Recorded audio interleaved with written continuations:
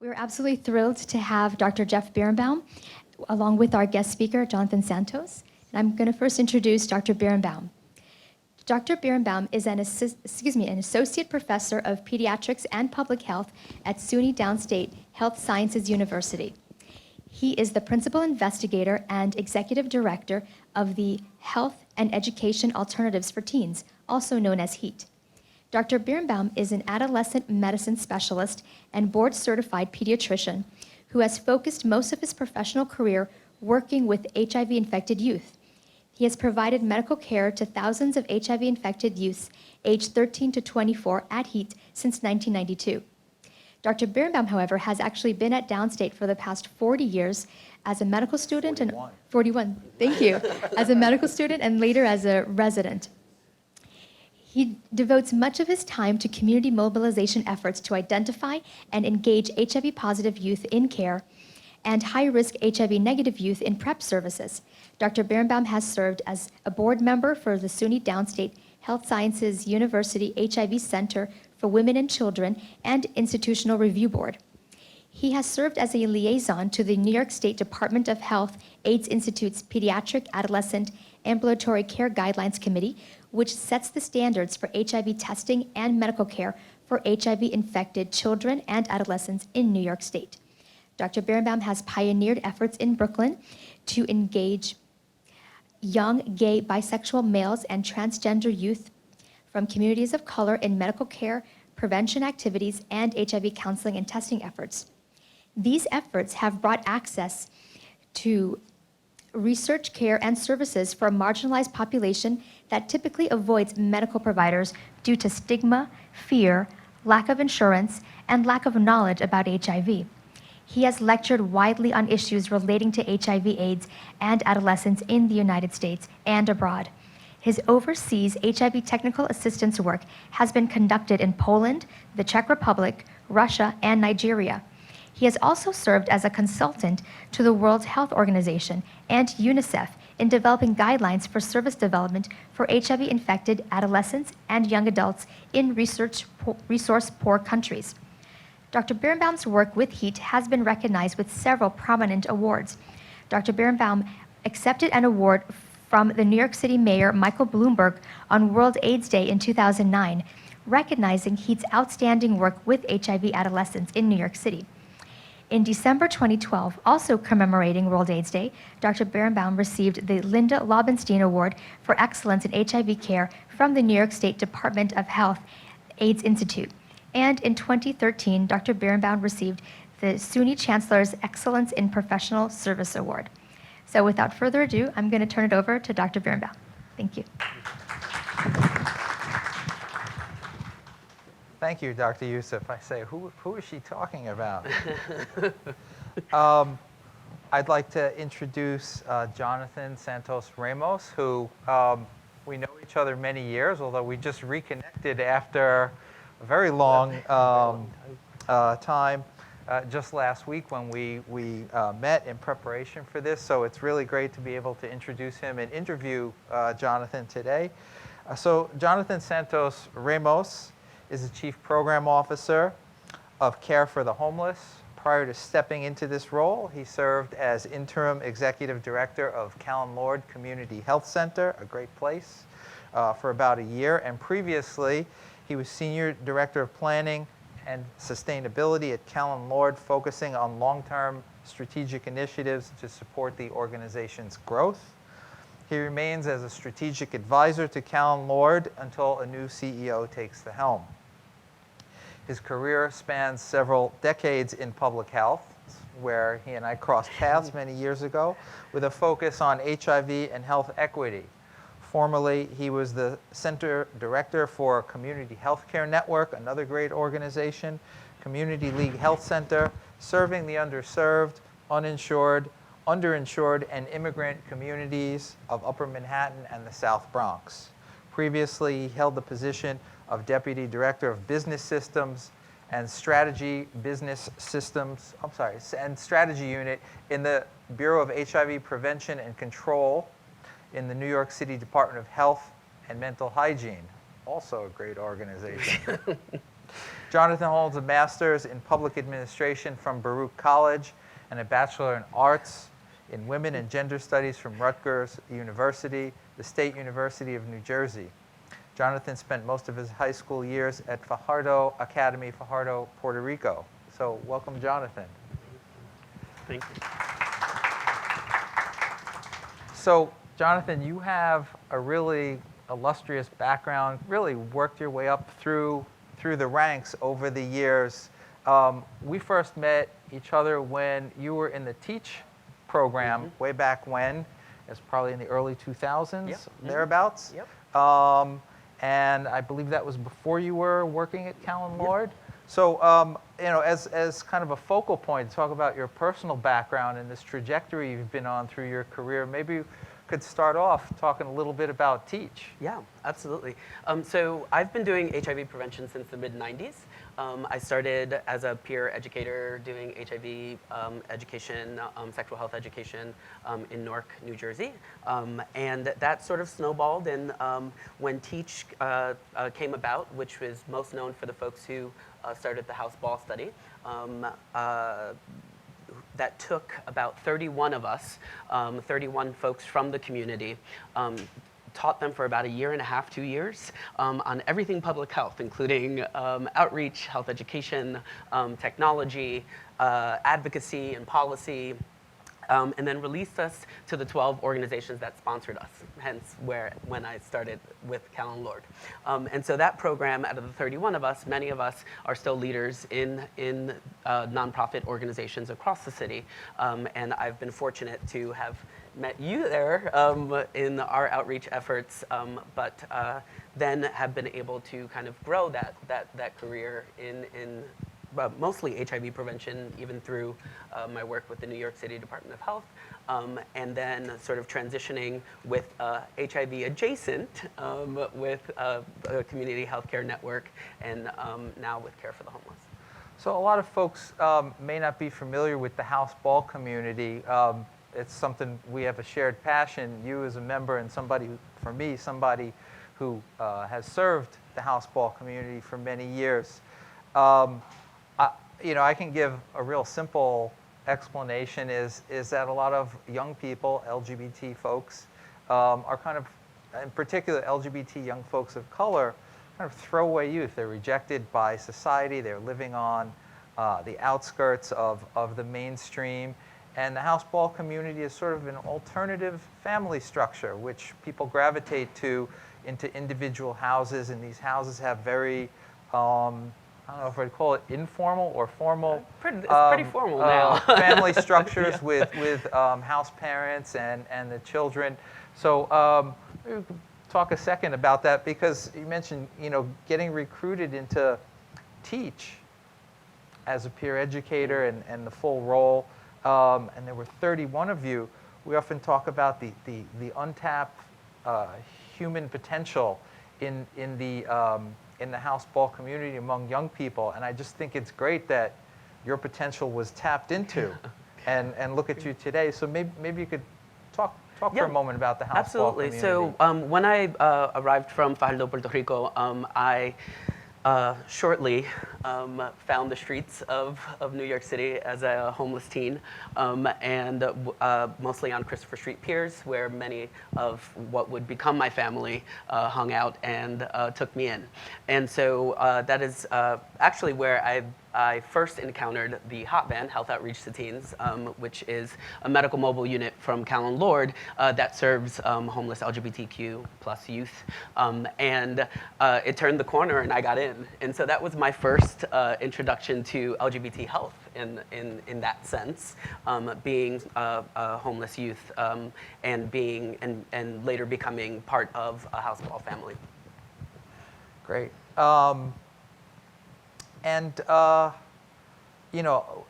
When we talked a week or so ago, we just spent so much time talking about how, neither one of us has chosen our careers. Our career found us, and you've been on this incredible trajectory. So maybe you could talk a little bit more. I mean, I gave kind of the bullet points of it, but maybe you could talk about how you've risen through the ranks in different roles that you've played. Yeah. So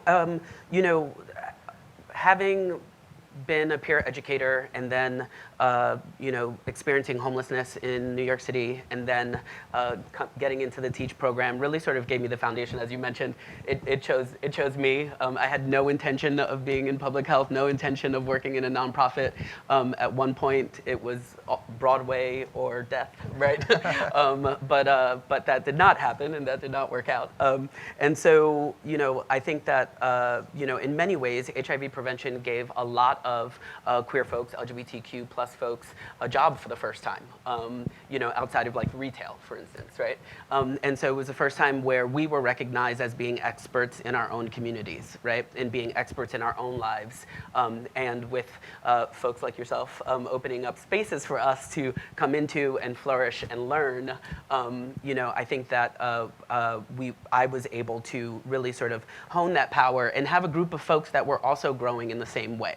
I still, some of the folks who were part of TEACH are my family members, right? And although now part of different houses, but still family. And I think that it's extremely important what HIV prevention has done over the years for young men who have sex with men, for instance. Myself as a queer Latinx cis male, right? And having a space to be able to bring all of my identities to work, right? And work for my communities, I think is extremely important and is what got me hooked, and I've been hooked ever since. That's great. We spent a lot of time talking about what's happened in the HIV world over the last 20, 25 years. Not the 41 that I've been here in it, but just the last 20 to 25, where it seemed like for myself and for you, HIV, working in HIV prevention, as you say, and for me, prevention and care, we both responded to a calling. Mm-hmm. Like the world was very different right back then. There was no response, and people just got organized, made a lot of noise, and then when programming started, people just started rising to the occasion. And these days, HIV just seems to be shoved off to the side. And a lot of what we've done in LGBTQ health was really spurred on by the AIDS epidemic. And it just seems that the calling seems to have dissipated. And a lot of the energy seems to have disappeared, and I often walk around lamenting, oh, nobody cares about HIV anymore.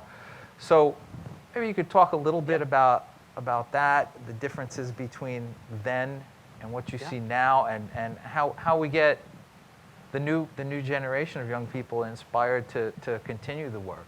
Yeah, I mean, as I mentioned, HIV prevention and treatment was LGBT health then, right? And fortunately, it's much more than HIV nowadays, right? As we continue to learn more about our communities and social determinants of health and comorbidities, and to your point, HIV has taken a back seat a bit. When you look at, for instance, the last 3 years with the pandemic and all of us switching our focus towards COVID and the likes, mpox, monkeypox, et cetera, the Department of Health, New York City Department of Health reported last World AIDS Day that HIV diagnoses was up 14%, right? And so that proves that we're not paying as much attention to the prevention and have switched focus, right? And so we are seeing an uptick again.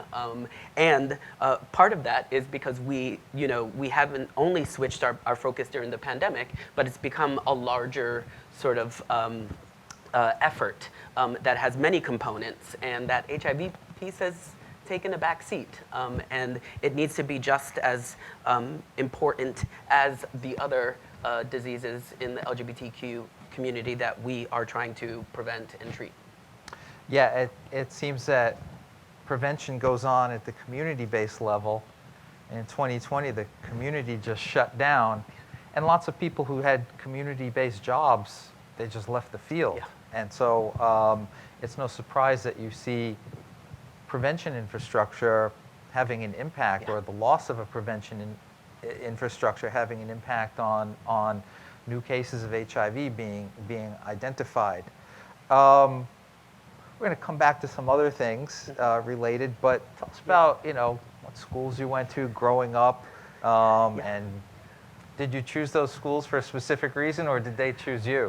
So I think Rutgers chose me. I started there again thinking I was going to do fine arts, but fell into women and gender studies with a focus on queer lit, and was fortunate enough to be co-chair of YEGO, Queer People of Color, Rutgers University, for about 4 years. And that really sort of heightened my sense of belonging and advocacy and sort of my political approach to equity. And so I think in that sense, Rutgers definitely chose me, even if I didn't recognize it then. And then Baruch, I did the executive MPA program, Master's in Public Administration, with a nonprofit management focus. And I chose that because I was working full time, right? And not all of us can,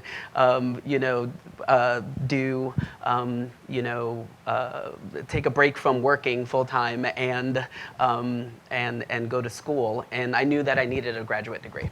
I wanted a graduate degree. I wanted to go back to school. I'd missed it. And so, and I didn't want to spend, the next 10 years taking 2 classes every semester. And so Baruch really offered me the opportunity to do a program where it was every Saturday for 2 years. And so I worked through the week as center director at Community Healthcare Network, finishing up opening a family planning center in the Heights. And I would do that Monday through Friday. I would do Baruch Saturday and Sunday with homework and the such, and was able to complete that. So in that sense, I chose it, but the cohort that I joined was a cohort of about 15 nonprofit and governmental folks, and I'm still very, very much close to them, and yet another extended family. I just keep on adding to the family. The family planning clinic in Brooklyn Heights. It's in Brooklyn, Washington Heights. Mm-hmm. Okay. Yep. Okay. This is Brooklyn, so yeah. Gotta ask. What about high school, Fajardo Academy? Yeah. So I grew up half here, half there, as many of my family members and many of my fellow Boricuas have done, going back and forth from the New York City metro area to the island. And so when I was in school here, I was spending summers and all breaks there. And when I was in school there, I was spending all summers and breaks here. So it feels like a half and half in a way. But Fajardo Academy is a very, very small bilingual school that was created for military families that weren't living on the base.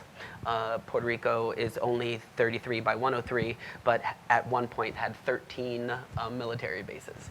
And so the school was originally founded for those families, and my class was a size of 8.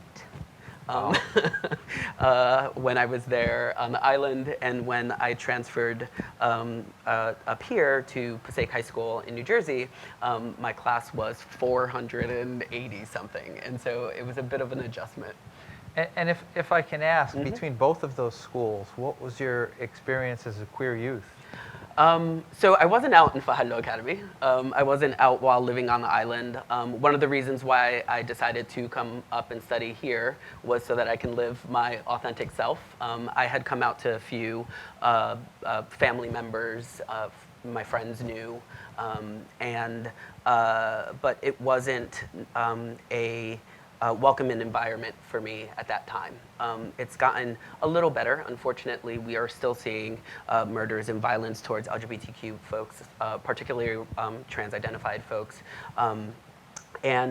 Outside of that, or rather inside of that, was my family. I was raised Pentecostal and am the child of associate pastor, and her father was associate pastor for many, many years. And so that structure also was not, at that time, conducive of me being my authentic self. And it sounds like it's one of the reasons you, Yeah. if not the major reason. Oh, it was definitely the major reason. Are there any particular family stories that you can share? Yeah, I mean, I think that one that is connected to kind of what we're talking about today is my aunt was working with families infected and affected with HIV in the early 90s in Newark, New Jersey. And when I would come up for the summers, that was my day camp. And she was a social worker. And she was a social worker, and so she was providing therapy and other resources for the families that were coming through that nonprofit, and that's when I was introduced to HIV prevention. There was a program called RAP, which was Reinforcing AIDS Prevention, and that program took folks from the community, very similar to the TEACH model, from the Newark community to do pregnancy prevention, HIV prevention, sex education, and things of that sort. So we spent the whole summer learning about STIs and sexual health. And then they would go on to bring it back to their schools. And become sexual health champions. What I ended up doing when I came to Passaic High is we tried to start a gay-straight alliance. That's what you learned in summer camp. Yeah, that's it. That's what I learned in summer camp. And the school district didn't allow us to do an alliance. And so we were, myself and a few friends were like, well, let's just start a HIV prevention sex education program, and that way we can talk about sexuality in a space that allowed us to sort of explore our identities and our communities and how we fit within our communities. And so that group that we co-founded was Peer AIDS Community Educators, so PACE. And that was through the Office of Domestic Violence, actually. We had to go outside of the school system in order to get the space to even talk, say gay, if you will. And unfortunately, in many parts of the country, we're back there again. Can't say it. Talking about places in the country, you talked about living in Puerto Rico and living in New York. Maybe if you could get a little bit more granular about neighborhoods you've lived in and what you've enjoyed about them, why you moved there, and are there other places you haven't mentioned yet? Yeah. So for many years I lived about 9 blocks from where I opened the family planning clinic on 149 in Broadway, which used to be called West Harlem and now is called Hamilton Heights. We won't go down that road. But unfortunately, like many folks in my neighborhood, we got priced out. And had to find cheaper living arrangements. And so I loved West Harlem. I will always call it West Harlem, by the way. And that neighborhood has really changed. And unfortunately, a lot of folks that were my neighbors are no longer there. Okay. And I mean, I could tell you the same story about this neighborhood right here. I think it's still called East Flatbush, is it? Prospect Lefferts Gardens. For now, yeah. Let's leave the real estate folks out of it. Yeah. Welcome to East Flatbush. What's the most recent book you've read? So I've been reading The Storyteller's Death by Anne Davila Cardinal. And it's a story very similar to mine. The main character is a girl named Isla who goes back and forth between New Jersey and Puerto Rico, oddly enough. Her grandmother passes away, and she starts seeing the visions of her grandmother's stories. And as other family members pass away, she starts seeing the visions of their stories. And it's such a great book because, verbal history is so important to our communities, right? For many of our Latino, Black, Brown communities, our stories aren't written, right? Somebody else told our stories. And so I think that it's really important for us to tell our stories, right? And for those stories to be heard. And so it's fiction, but it's like really tugging at my heartstrings and really feel super connected to it. It's a really great book. Okay. So here's a fun question. Why is public service, so important. Public service is so important. I mean, for many reasons, right? But mostly the service part.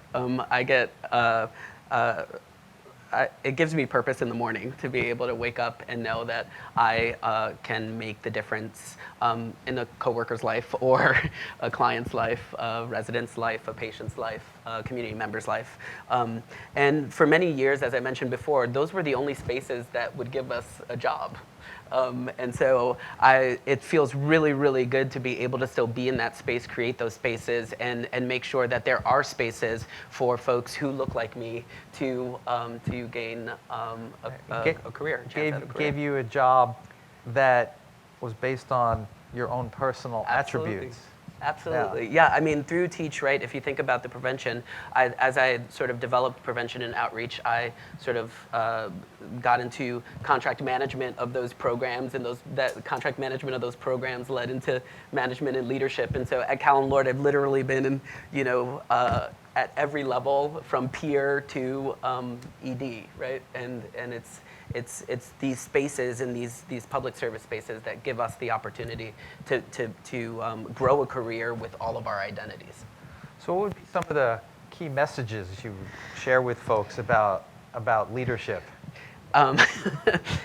That's a great question, one that I've been struggling with because there's a lot there. But I would say, the biggest key message that I've learned and that I've been encouraged by folks, by allies of our communities that have opened up spaces, by folks who led the way, who are continuing to lead the way, is, when there isn't room at the table, pull up a chair. And I think that our voices matter. As I said, our stories matter, and we need to be at the table, right? And if that chair isn't originally at the table, grab a chair and pull it up, because you belong there. And I think that, again, having been given the space myself to be at the table, has really sort of changed the next generation. And I know the folks before me who set the path for me to enter into those spaces, and so on and so on. And so if there's one key message, I would say pull up a chair. See, my message would be make some noise. Yeah. Well, the voice matters. You could do it in the chair. Yeah. Leadership isn't always fun. There are definitely rewards, and then there's a lot of challenges. We've talked a lot about our own personal challenges and things that have been rough, in particular over the last few years. For me, trying to keep program going when you couldn't get people to come to work, even though patients would be coming in and so on, and the communities closed down. That's been a huge challenge for me. What are both the rewards and the challenges of leadership? Yeah, I mean, I think burnout is real, right? Trauma is real. And when you are serving your communities sometimes, or extremely passionate about the communities you're serving, you put your full self into it, right? And sometimes that wears you down if you're not paying attention to how your body's reacting, your mind is reacting, your soul is reacting. And so I think that one of the hardest parts of leadership is trying to encourage folks to come to work, to do the work, even when you don't want to do the work that day, because you're feeling really tired and really burnt out, and getting to that point where you get folks to show up to work, to show up for the work, even when you have very little in the tank, is also the most rewarding part, because you do feel a sense of accomplishment. Like, even when I didn't think I could, I still got here, we got through it together, and we'll keep on getting through it together. And you can get re-energized from people absolutely who have the energy when you're completely sapped. Absolutely. Right? Absolutely. So, maybe we could shift gears a little bit and talk about Pride Month. Mm-hmm. Pride Month is over. It's never over. But, well, we had a long conversation about Pride Month not being over, and every day is World AIDS Day, that kind of thing. So, maybe talk about that a bit. How does celebrating Pride Month impact you? Yeah, I mean, I think celebrating Pride Month is extremely important. I think all Pride months, all history months are important. We definitely need to work on together pulling the education outside of those months so that they're all year round in all of our identities. But it creates spaces for the first time for folks who don't have spaces to feel comfortable in their skin, right? And it's a celebration of not only the fight, but the celebration of where we're going and the re-energizing and giving each other energy to be able to continue on. And so I think that Pride Month is extremely important, as is Black History Month, AAPI Month, Hispanic Heritage Month, et cetera. We talked a little bit about the local Pride celebrations as opposed to the main one in Manhattan, and I talked a lot about how great Brooklyn Pride was this year, and you see people that you know, and there's this great energy there, and it's got this neighborhoody feel to it. It's not people from all over the world, it's people from Brooklyn and New York City. And you spent some time talking about Queens Pride, Staten Island Pride. Maybe you could talk Bronx Pride, talk a little bit more about that. Yeah, each Pride is so great because it's so different. You go to Bronx Pride and you have a very different experience than Brooklyn Pride. You have a very different experience than Manhattan Pride. Manhattan Pride has become so big and to many commercial, and so now there's a Liberation Pride that's Manhattan Pride on the side of Manhattan Pride, right? And so I think that we, as a community, are really recognizing all of the gorgeous layers that are in our community and really sort of taking the communities and where they live and celebrating those identities, highlighting those identities in the different boroughs throughout the month and throughout the summer, actually. When we were in Teach, it was Pride in the City, which later became Black Pride. We should talk about, actually, Black Pride was a competing event with Pride in the City, but we should talk a little bit about what Pride in the City was. That was huge. Yeah, Pride in the City was absolutely amazing. Pride in the City was a weekend that was organized by a nonprofit organization that essentially got us all together as PLCC,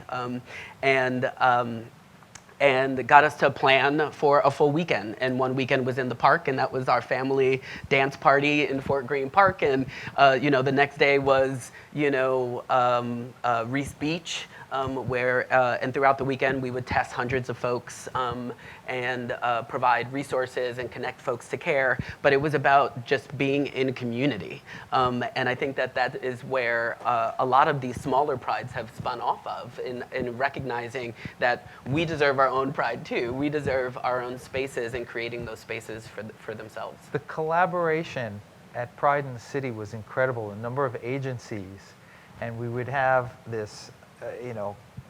Was on a field off the beach behind the concrete.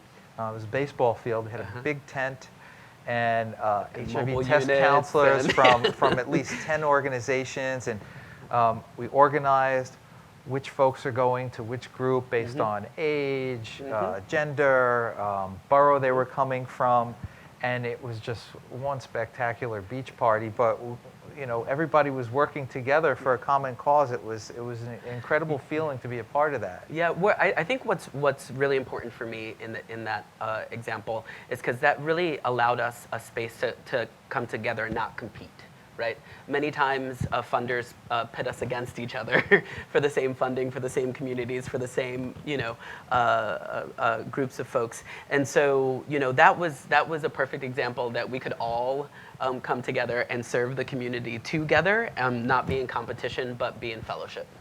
Another lesson I learned during Pride in the City, and you might be able to appreciate this having been an ED yourself, is that the leaders at POCC, People of Color in Crisis, which unfortunately no longer exists, they imparted to me the message that always multi-source your events, so that if one agency, if the CDC, just as an example, not that they did this, they don't want to pay for X, Y, or Z, you can go to the AIDS Institute, or you can go to your private foundation. So don't rely on just one agency to put together new and innovative things, because there's always going to be something that they're not going to pay for, be it a good reason or a really stupid Yeah, reason. yeah. I mean, I think that's why coalitions matter, right? You know, now with Care for the Homeless, we're part of the National Healthcare for the Homeless Coalition, where I've been on the governing board for a while now, and Providers for Healthcare for the Homeless of New York City. And that's really about figuring out how we support each other, right? You know, how do we give each other resources? How do we share best practices, right? We're trying to get away from this sort of adversarial role, and really making sure that if you can't help them, you know, so-and-so can, and if so-and-so can't, you can, et cetera, et cetera, et cetera, and down the line. Right. It seems it's not that we're in competition, we're just in complete silos. Yeah. These days, COVID really had an impact on people even knowing about other agencies. New Yeah. people coming on don't know about what existed Yeah. before, and it's just complicated to recreate or come up with something new that is just as effective. A question I meant to ask earlier: who are your heroes? There's so many. You know, I would say that, like, if you know, starting with folks like yourself, like Donna Futterman, like Anthony Vivassis, who you know, started these mobile programs that came out to the community and found us instead of us having to find you.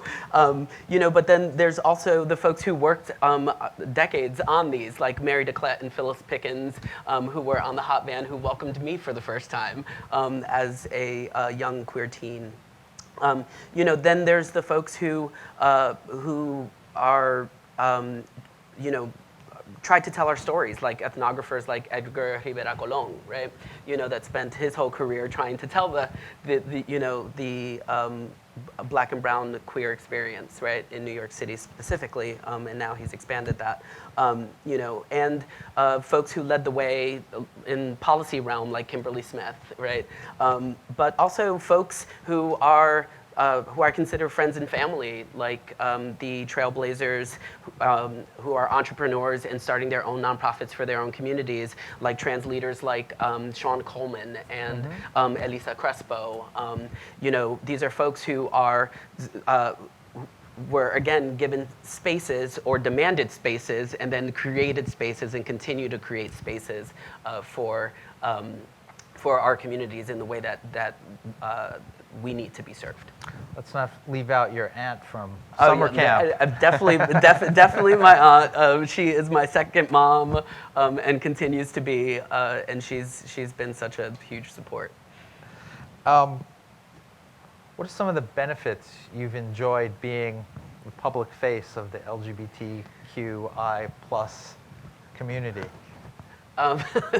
Besides for being highlighted here today. Yeah. That's one of them. Well, this is awesome. But you know, I think that one of the benefits is being able to provide visibility for folks who look like me, for younger folks who look like me, who don't necessarily see a career in public service or see a place in leadership or feel that their community is not at the table. And being part of the LGBTQ community has been absolutely amazing. And being a BIPOC member of that community has added to the layers of benefit that I've received in being able to bring my identities to the community. And being able to plug in those identities whenever, depending on which table I'm at, right? And so being able to, in this context, bring the LGBTQ lens at Care for the Homeless, being a person of lived experience with homelessness, to be able to bring that to the services that we provide. You know, being working with the migrant community and being a transplant from Puerto Rico, right? You know, all these identities are important and serve different purposes at different times at different tables. And so it's been really a blessing to be able to have a space at those tables for those identities. And you know, we didn't talk much about Care for the Homeless. You just brought that up because it's kind of a shift. Yeah. Or maybe not. Or maybe not. Or maybe not, in terms of the type of organization. So what attracted you to work there, and what exactly are you doing with them? So as Chief Program Officer, I'm overseeing the residential services, so the shelters, as well as the health services. And so the Care for the Homeless has 25 health centers, they not only have health centers in the shelters that we run, but also have health centers with partners that run shelters. So we have strategic partners like CUCS, Bronx Works, et cetera, that we partner with and have spaces in their shelters to be able to provide health services, behavioral health services. My love for homeless healthcare was it was an obvious connection there, you know, and I feel that, again, sort of bringing the lens to a different area or to a different table, a different voice to a different table, you know, really sort of wanting to bring LGBTQ homelessness and LGBTQ identities in the shelter system in partnership with our close partnership with DHS, Department of Homeless Services, to be able to bring in that lens of what's going on. We have, for instance, we know that for LGBT organizations that we have LGBTQ folks have a higher rate of homelessness, right? But when you look at our youth in particular, and youth in particular, for instance, HOT seeing up to like 80% homelessness at Callan Lord, or folks experiencing homelessness. You know, what we're seeing in the shelter system is that folks are going back in the closet because they're afraid of what might happen if they are there in all of their identities, right? And so we should be doing better, and we can do better. You know, very similar to Coming Out Day, that we've been using it to Coming Out to Your Provider Day, right? Because so that with your medical provider, your behavioral health provider, you can be your full self and have all of the conversations, right? That it's just as important when you're talking about housing. Yeah, I mean, that's an incredible transition, bringing, you know, as you say, the LGBTQ health lens and just bringing it into the housing realm is a real, I guess impactful would be the best word, transition, a place to apply everything you've done up until now, yeah. And maybe have affect some change. Yeah, it's been a month, so we'll see. What is your vision for healthcare for the future for LGBTQIA plus community, and what good things do you see happening down the road? I see, at least in New York, maybe not in other states in the United States, transgender health has really started to take off here in really, really great ways. But what do you see for the future? Yeah, I mean, not to be a broken record, but I encourage folks coming up in the ranks that look like me to take the leadership seats in organizations that have always served us, right? Like, you know, to be more active at higher levels so that it's, you know, very much a for us, by us model, which started with HIV prevention. And now 20 years later, it's time for us to take our executive seats and really sort of help the services being provided and the policies being advocated. Again, sort of that voice coming from the community itself at leadership seats in the organizations that serve our communities. That's great. I suppose I was always told to stop saying when you're on camera, yeah. So I won't say again. I say it a lot. It's hard to stop. I want to wrap things up a little bit. We're a little ahead of schedule. I just want to say this is really great that Dawn has organized this. I want to thank Dawn for organizing this. Getting me to put on a suit is a big deal, especially on any day, but especially in the summer. You know, stressing about, all right, how am I going to get to work and not have, you know, humidity challenged hair and be completely sweaty when I get here. I usually bike here, or if I take the subway, it's even more sweaty. If anybody's been in Borough Hall train station, it's just a nightmare in the summer. So I guess, having said that, and just trying to keep people engaged for a program like mine, yeah. Where you know, generational change. what messages would you have for somebody like me in terms of moving forward in the future? We're doing community-based prevention. We're finally out there. The houseball community is opening up again. We talked a lot about our NIH-funded project, Our Family, Our Voices. We're going into community spaces to offer HIV testing again. We're getting people coming back in the doors, lots of new young folks coming in for care. I need your advice. And one of the changes that we've made is we increased our age group. We went from 13 to 24, we're now 13 to 29. And one of the biggest issues we have is like when young people, LGBT folks, age out of the foster care system. And that's where we encounter a lot of them coming in through foster care, and they age out and things kind of fall apart, and we just don't know what the resources are out there. Like what do we do now? We're expanding into more young adult population. Yeah. That's a great question, and I'm not sure if I have. We didn't discuss this one in advance. No, it's all good. But you make a good point with folks transitioning out of systems, right? And transitioning out of care systems, and I think that.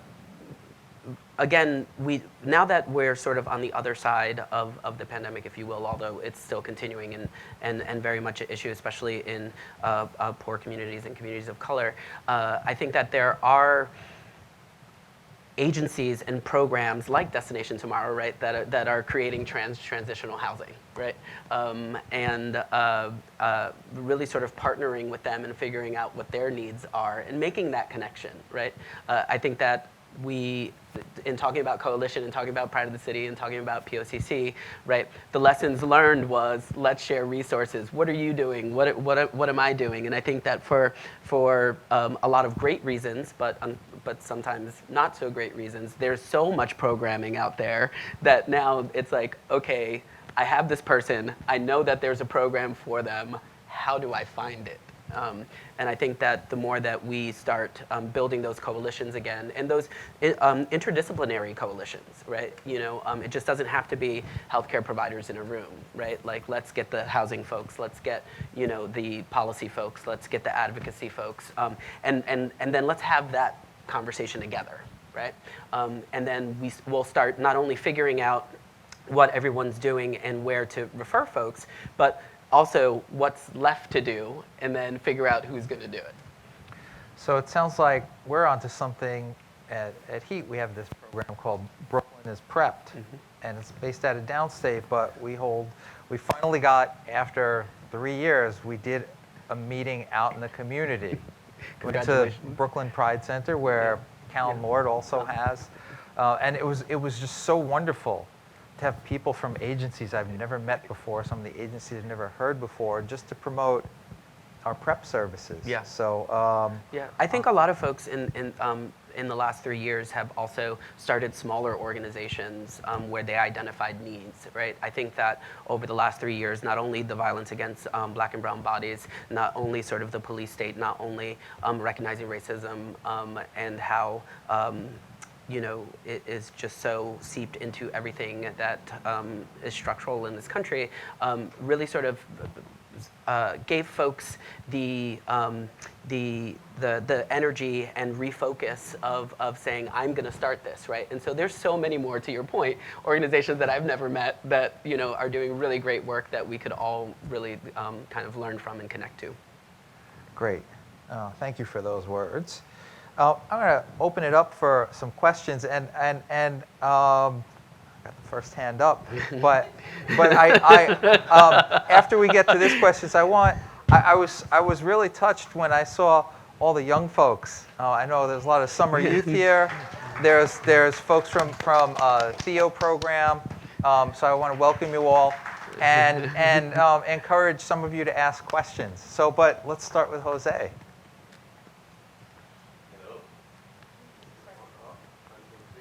I guess you guys can all hear me. Yeah. Thank you, Jonathan, for coming. Jeff, always aviation. So my question is about, there's a lot of still a stigma that goes around our everyday go through mental health, the stigma that suffer our transgender community, it is radical in some points. And there's a lot of isolated efforts that a lot of our organizations are doing excellent work. What can we do as individuals and also as organization to unify these efforts in the daily basis that really we see a result that doesn't feel like a competition, it feels as an inclusion to fight the real stigma that also our immigrants that have the terrifying fear to seek for any type of help with the fear of being, punished or taken out of the country, or our transgender community who suffer from violence, of lack of services or denying of services. What would be our individual recommendation that you will do for us as a person and also as a whole, as an institution, that it should be put done to break that gap? That's a great question, and I think multi-layered for me. And jump in. I think as individuals, it's the saying, see something, say something, and I would even take it one step further, do something, right? I think that, for instance, with our transgender, gender non-binary, gender diverse siblings, I think that many times we see them being denied, and then we kind of sit back like, oh, that sucks. And that's not okay, right? As individuals, we have the right to advocate for our siblings when they can't advocate for themselves, or join them in the advocacy, right? When they are trying to advocate for themselves, right? And I think that the same thing holds for migrant folks coming in, right? Where we can help, let's help, right? As we know, the buses coming in, right? Care for the Homeless runs the largest men's intake with DHS and the women's intake health centers, right? Everyone needs a mental health assessment and physical, right, to sort of get in the system, and that bogs down the system, right? And so then again, we should be able to reach out to our partners to say, we might be drowning a little bit here. What can we do? How can you help? Especially organizations that may speak the language of the migrant that is coming in, right? And we should be able to sort of extend that request across, the street if we need to. As far as organizations, I think that we need to be open to those collaborations, find ways, meet people. To your point, not everything has to be a competition, right? We worked together 20 years ago and just reconnected, and it was like, okay, so we've reconnected, let's stay connected now, right? And I think that those relationships are important. So it doesn't have to be a let's sit and plan for this project. Let's keep the relationship. Let's build the relationship. Let's maintain the relationship. And sometimes what needs to happen is going to come out of that organically. I would jump in on what Jonathan said, do something. I think here at Downstate, nobody's paying me to say this. I'm saying it because I'm involved in all of these processes. I mean, if they pay me to say it, I'll say it even louder. But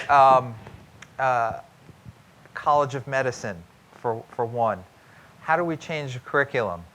I see Dr. Roman sitting here. We're involved in these efforts to change the curriculum. How do we remove offensive language that we don't even realize is offensive? How do we create inclusive language for up-and-coming healthcare providers, doctors, nurses, et cetera?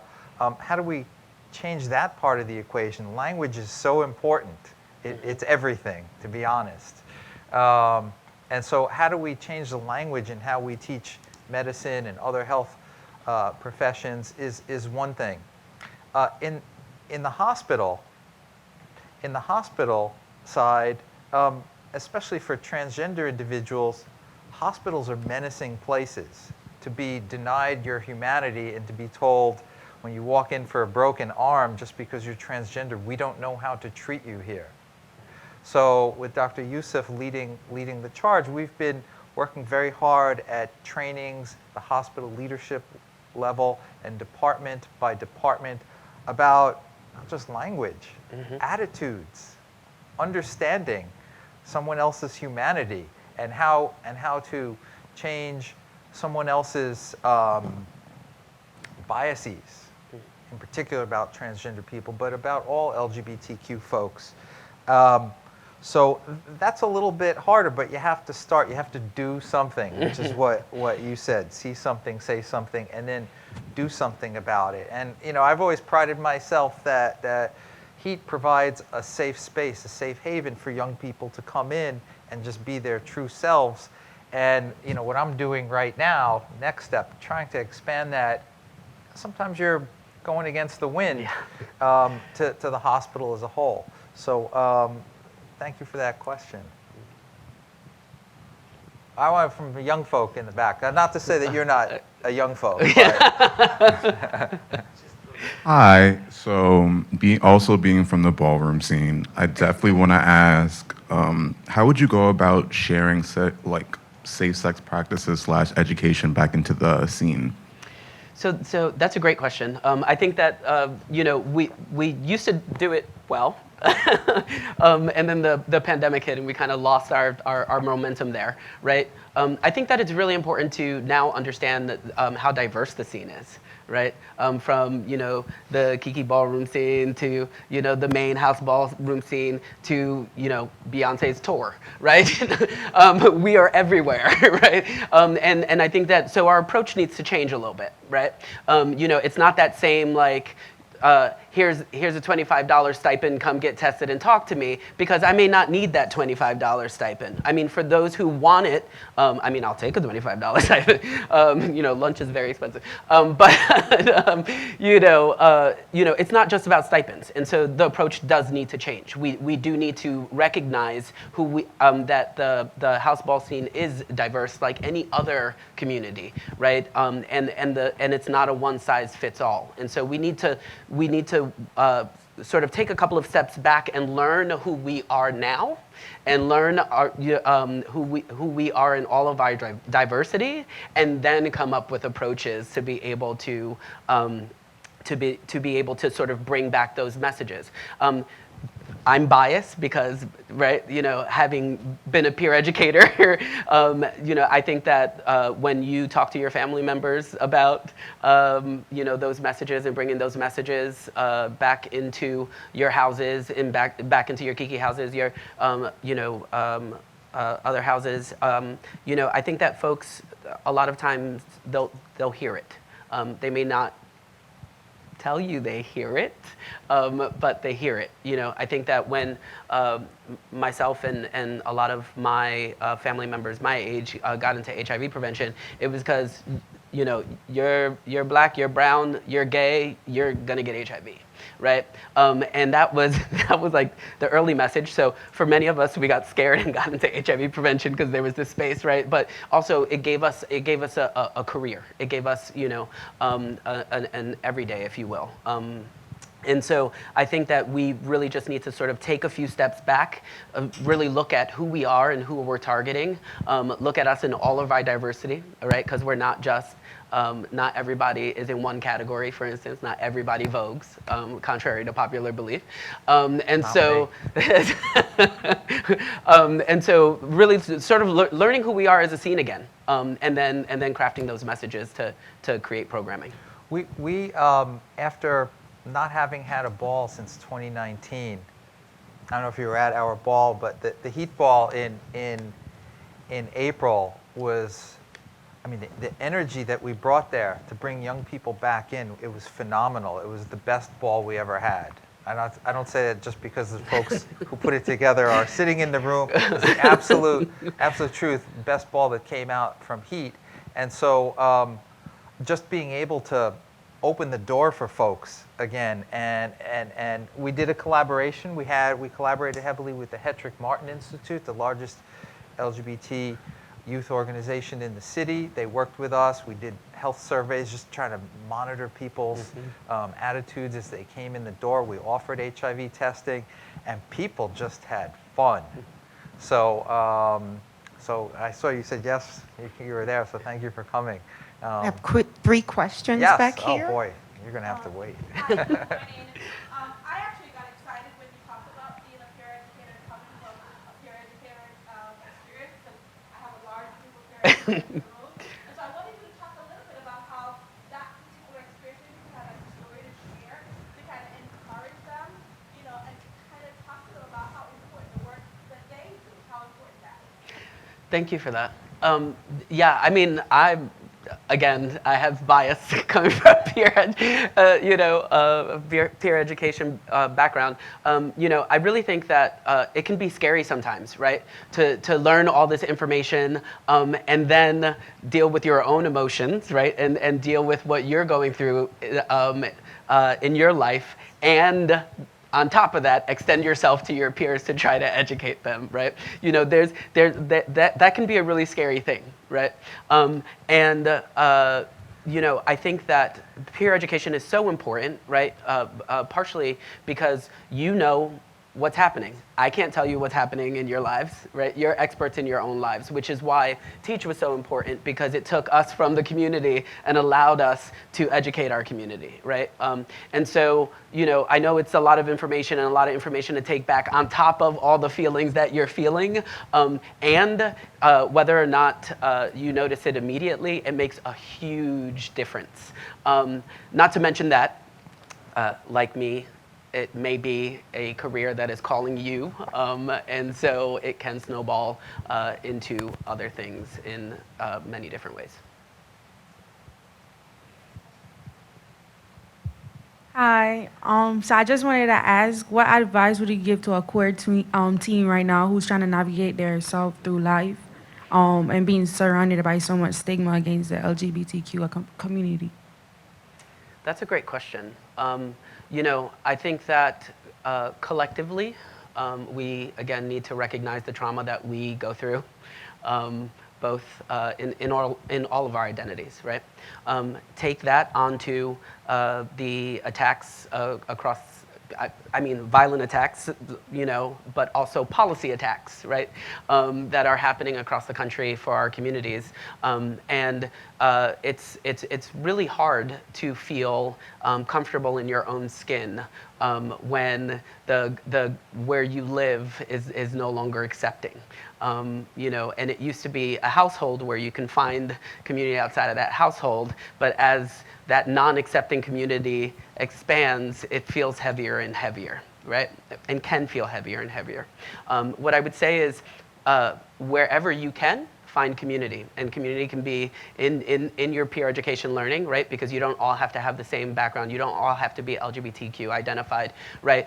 Being an ally is just as important as, as reaching out to your fellow community members, right? Really sort of finding community and a connection, I think, not only helps you and empowers you, but it empowers the person that you're connecting with. And I think that those connections, as they grow, make us all stronger as a community. You've been waiting patiently with that microphone, so let's hear your question. Okay, I kind of have two questions. One you might have addressed already.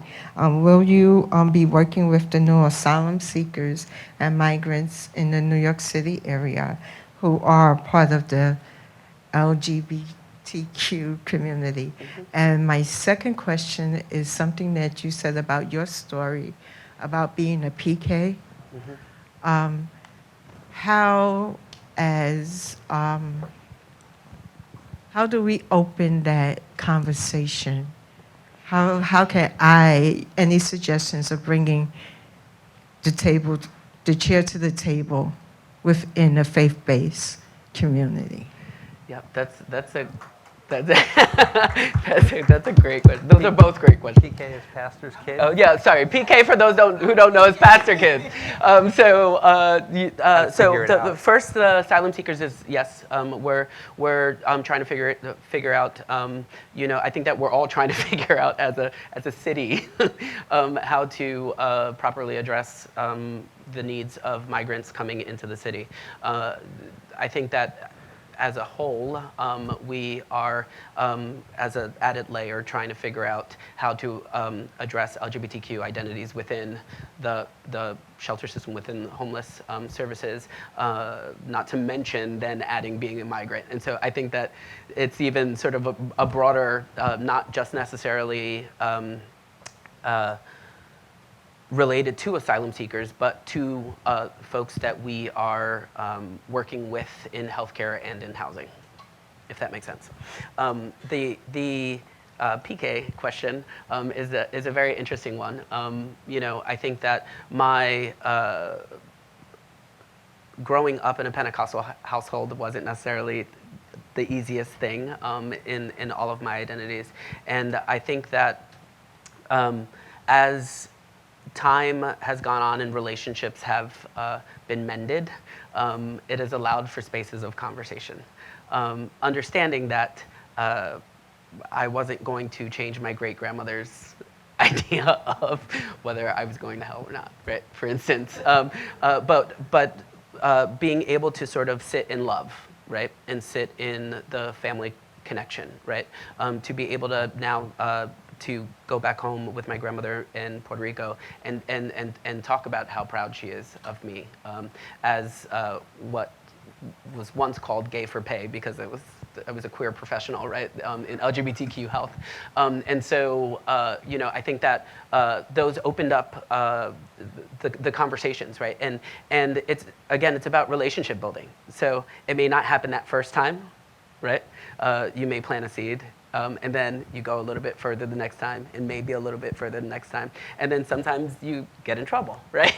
I was just talking to Dawn about that. And so really, it's about the long game, right? Because these are, for many folks, long-established institutions.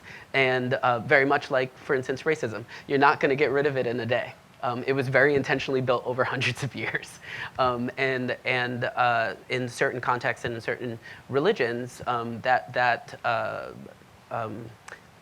discrimination and bias was built just as intentionally. And so we have to approach it conversation by conversation. We have some more questions in the back, I believe. No, we're good. We're good? Okay. Brianna. Hi, Jonathan, thank you so much for being here. All of your words so far have been exceptionally inspirational, and it really contributes to the culture that I know Downstate and certainly us at HEAT try to embody. And so I wanted to ask you if you had pointed words in particular for that really bespeak a message of hope for teens in the queer community, folks who are constantly battling against policies that are intentionally routed against them. Yeah, I think you start with letting folks know when you can, where you can, that they have a space with you, a brave space. I think the more brave spaces that we create gives young folks a breather, right?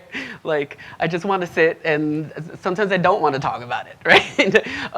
But I know that I am loved in this space, and I am accepted in this space. And I think creating brave spaces wherever we can is extremely important because of that, because the attacks are coming from all different areas, right? And sometimes they feel relentless. And so creating that little cocoon when you can, even if it's for a 5-minute breathing break, is extremely important. We have time for one more question, so, and now all the hands just went out. Who's first?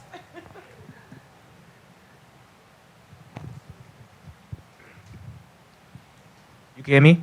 Yes. Good morning. My name is Josiah Winchester. I represent the Theo program, and I wanted to ask you specifically today. I wanted to ask you, what are some ways a young male, heterosexual, like I could represent the LGBTQ community and I could support them outside of environments like this, except for like my program, like outside in like school, like home, like outside, like what are some ways I could support them? So first of all, thank you. No problem.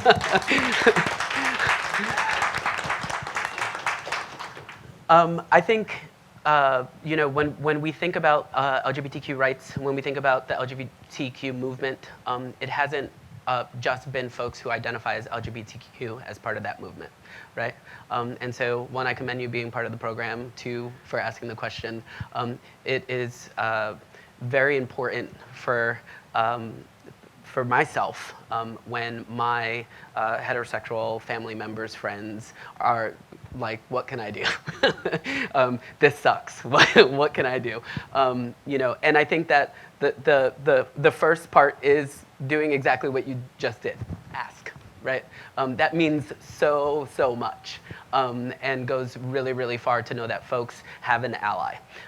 You know, I think it goes back to the, you know, when you see something, say something, do something, right? You can be a change maker in your communities. And, you know, that can be hard, safety first, obviously. You know, when it is the right time and when you are comfortable, you know, even if it's not necessarily addressing what's happening in a situation, knowing and letting folks know in the LGBTQ community that they have a friend in you.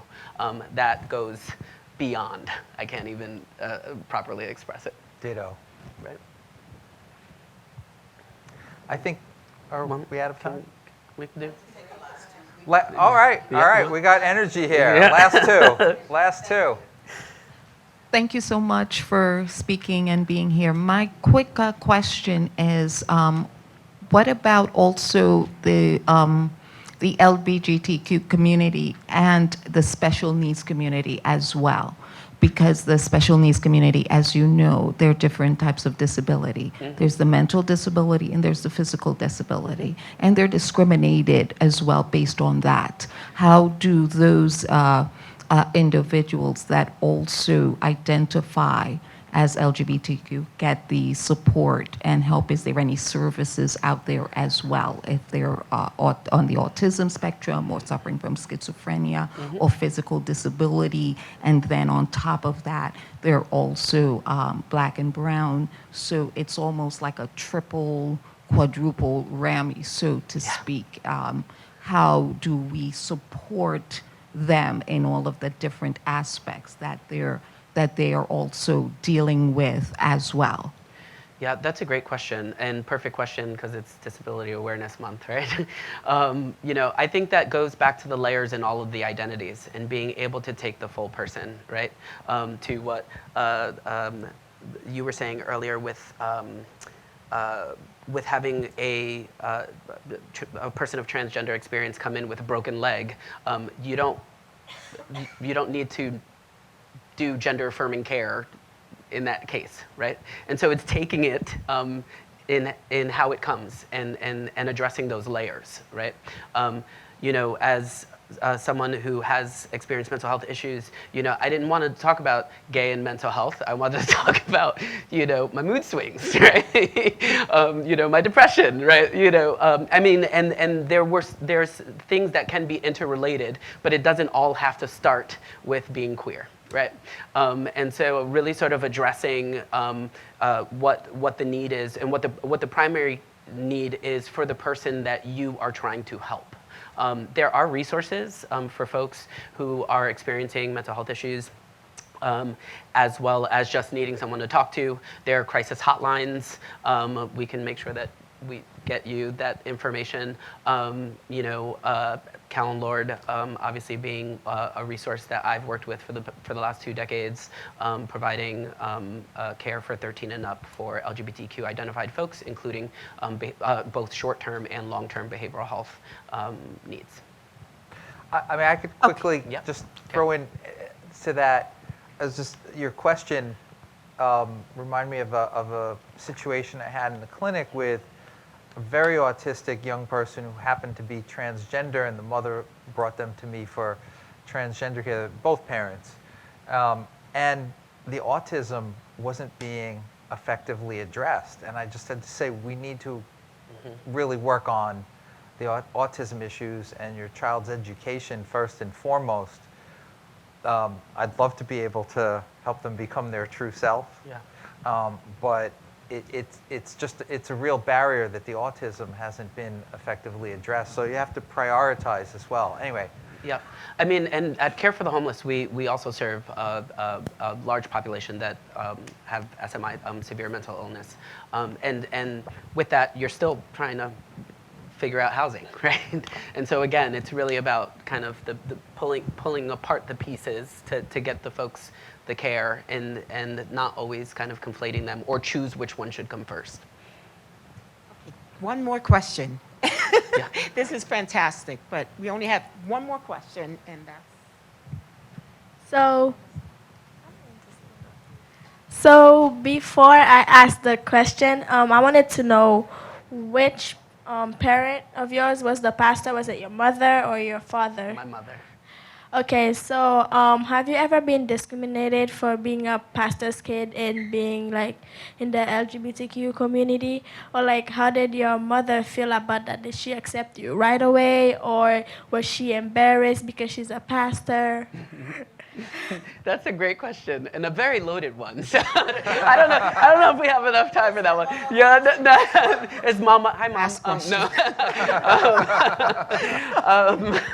That's a great question. So I think that many folks in the LGBTQ community have been burned by religion. And so there's not always a space to be able to talk about your connection with a higher power in queer spaces because folks experience a certain type of trauma. And again, it's sort of recognizing collective trauma, right? In the different way that we've all experienced trauma and being sensitive to that when you're with someone, right? And so although, my spirituality does come into some conversations when I know that that is not necessarily a great space and may trigger someone in the trauma that they may have had in a religious space, then maybe that's just not the time to go into it, right? As far as my relationship with my mother, I think that we've come really far. I think that she has become an advocate in the religious space, and we continue conversation by conversation. We're both learning in our spirituality together. Pastors don't stop growing spiritually just because they become a pastor, and so I think that we have agreed to go on that journey together.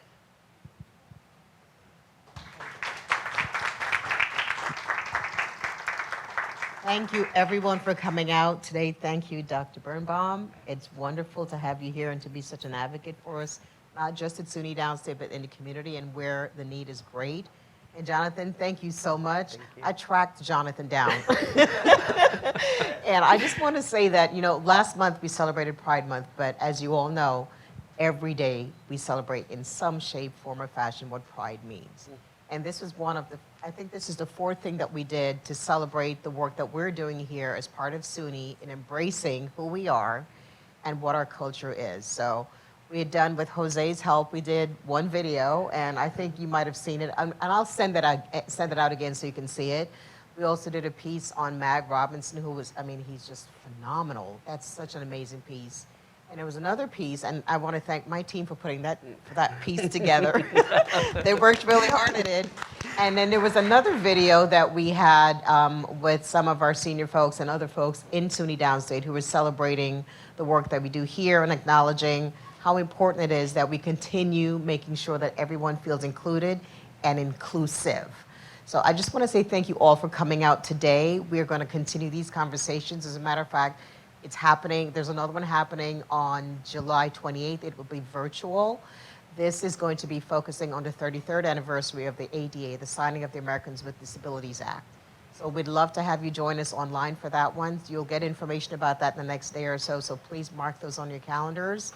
And again, thank you so much for coming out. And I really want to say thank you both again for being so awesome and open. And I know that we've had several conversations about the faith-based piece, and I thank you so much for your authenticity with that, because we're all struggling in some way, and we do have to find a way that makes it important for all of us to feel wanted, welcomed, and loved.